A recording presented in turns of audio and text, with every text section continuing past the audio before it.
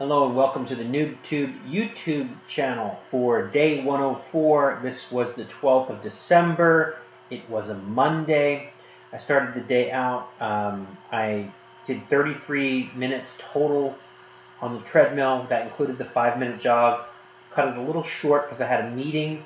I attended an insurance meeting for this company I'm considering aligning myself with. I'm a glutton for punishment, so I don't know. I don't know how that's going to turn out. I'm keeping an open mind, but I am working on other projects, so we're just going to see. I mean, I have licenses now in practically every state in the union, so it's a little hard to walk away from that. So we'll just see. We'll just see how that turns out.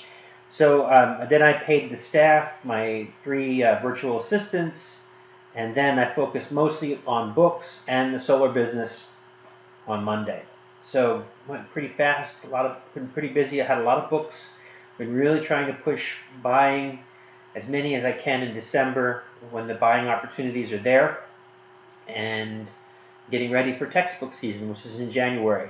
So, everybody's not focusing on books. I'm working on books, and, looking forward to next month.